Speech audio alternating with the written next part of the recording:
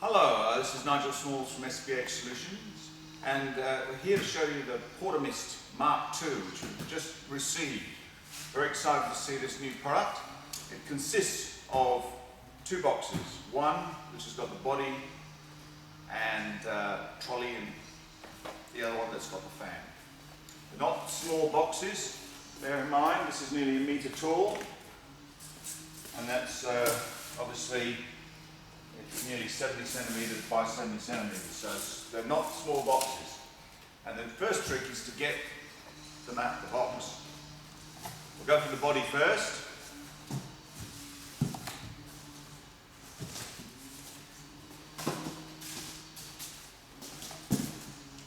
So this thing has to be tipped towards you. Okay, so it comes in a box, it's in its trolley, the post is something separate. We've got the post, that to the side, and then the body. So the only way to get it out is to tip it towards the handles, because then we can walk it out.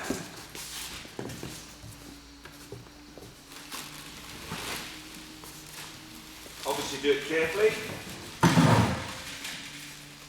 There we have it out of this box.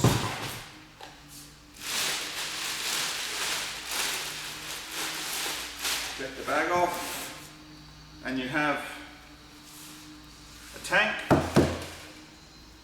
the electrics, where the post goes, and how you attach the high pressure hose to the fan. The first part involves putting this post into that hole, and if you notice, it's got one end that's got a couple of screws in it, and the other's got a rubberized piece that's screwed into place. The rubberized piece is what goes into the holder. So the first thing to do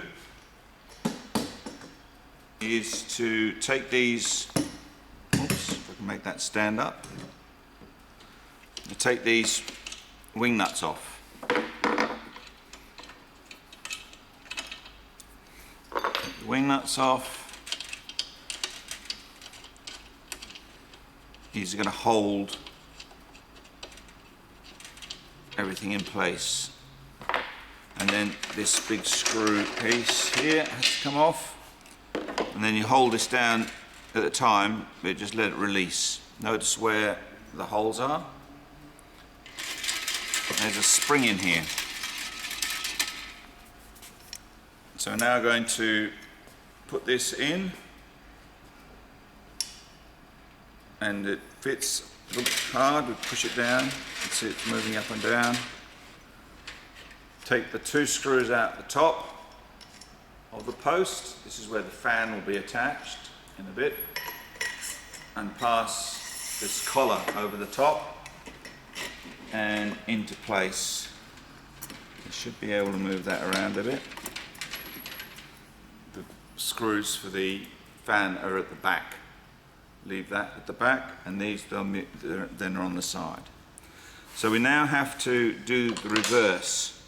Okay, so now we've got the pole in and the collar facing back, holes in the collar facing back and forth. You have to push this pole down until this hole is aligned with here, so you can put this screw through. There we go. Okay, so we've got that in place, and now we want to secure the collar against the post, and secure the collar downwards pressure as well as sideways pressure. So this one goes in here. So by tightening these, that's secured the collar in a horizontal and a vertical way.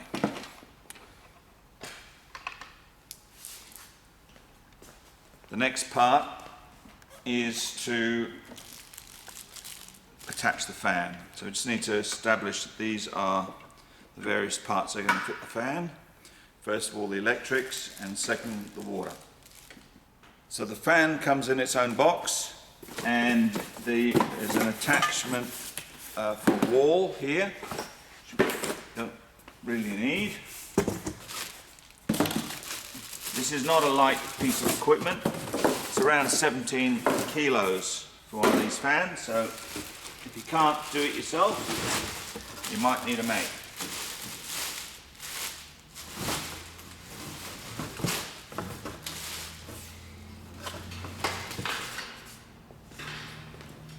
So what we're going to do is pop this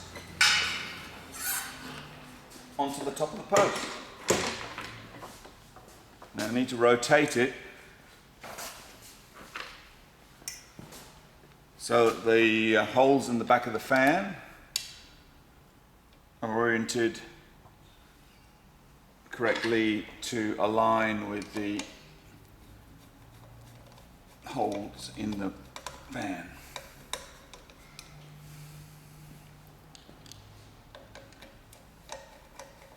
Okay, so once we've attached the fan, we want to take the controller and attach it over the top. So look at the way it's faced and slip it over the back of the fan like that, like so. And then it comes with a male pin. This will fit together with that. Now there's a bit of extra wire here which you need to cable tie down once you've determined how much you need, because otherwise you have a lot of loose wire. And the only thing you need to bear in mind is when this is oscillating, you need enough cable to allow it to move from side to side. Other than that, the cable's probably too long for the job you need it for. The last thing that needs to be done, and I need my cutters again, is to attach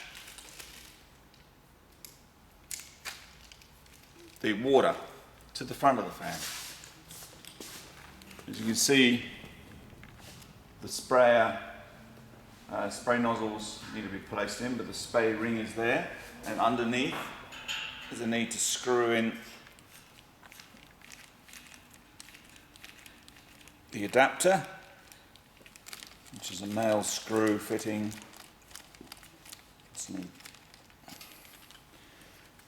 And then you can pull the collar down and push it into place like that. Obviously you need to make sure that's tightened with a spanner. Make sure it doesn't leak. Grab the snippers again.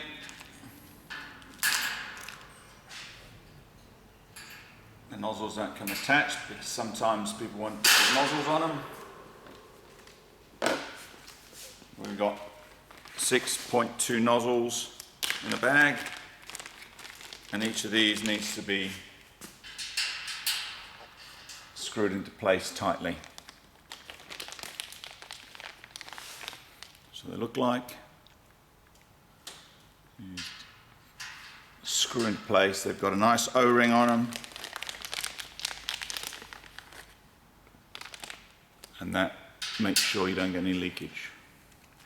Okay, so all 6 of these nozzles are just finger tight on here, and we're just going to make sure that we've got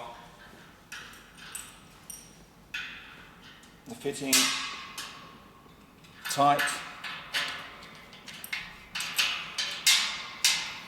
Okay, and it's all set up now. Just needs fitting with water, and we'll explain how it works on the controllers. Looking at the features of the PortaMist Mark II, we've got the fan controller, which can be moved off here, but on a portable unit like this sits there, and that's got a control for 3-speed fan. You've got the oscillation, which is like a standard fan oscillation. You pull it, push it down, and it oscillates. Pull it up, and it doesn't oscillate. So I'll show you that. Push it down, oscillates. Okay, so that's that. When you actually come to the unit itself, fill it with water here, and as well as that, it's also got the ability to have a hose placed in here, and you can leave the hose running, so you can actually run it off the mains or from the tank. Inside there's a float valve, and that float valve will obviously dictate whether it takes water in from the hose. So basically you can either have it attached or you can move it around. Just fill it through there as well, or you can fill it through the hole at the top.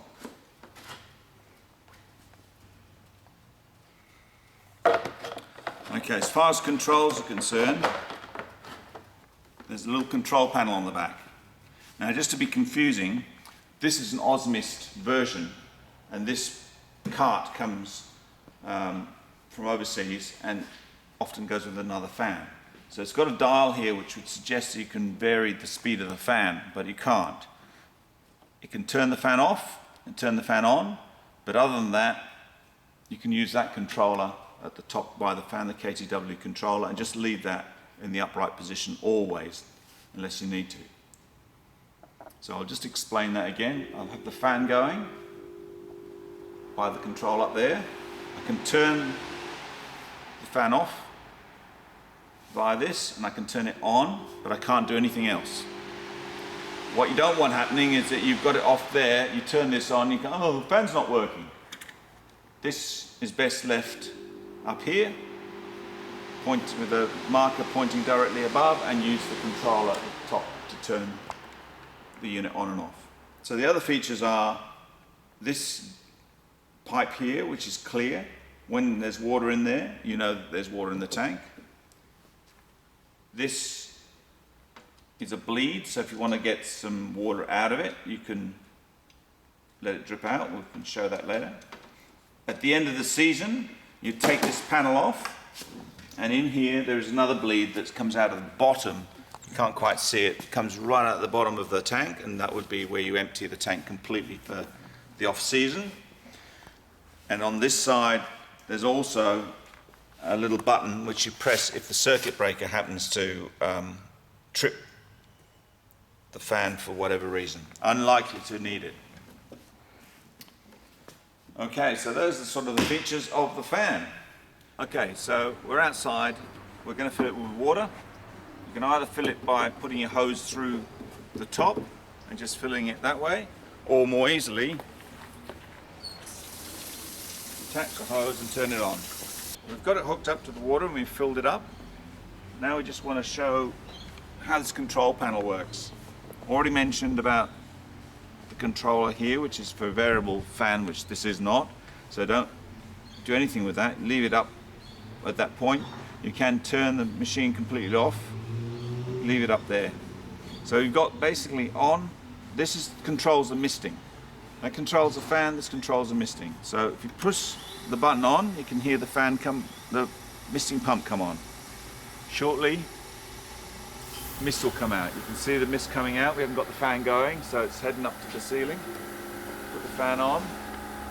It's a bit of a windy day, but you can see everything going out. So that's what the green button does.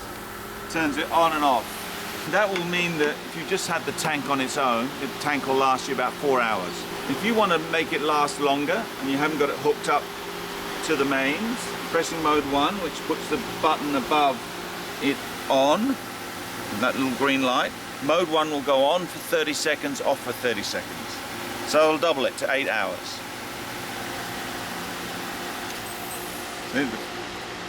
The misting pump is turned off, the fan's still going. After 30 seconds, it'll come back on again.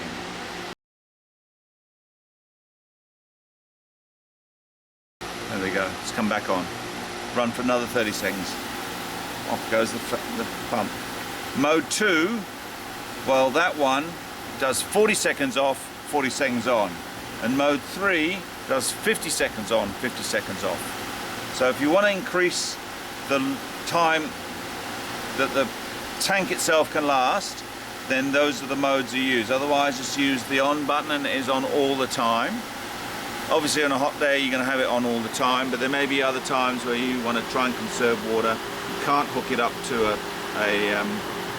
a mains, and therefore you want to conserve the water in there and keep the place reasonably okay. So turning off the misting is the red button. You then are down here and you want to turn the fan off, you can turn it all the way off down there and leave it on up there.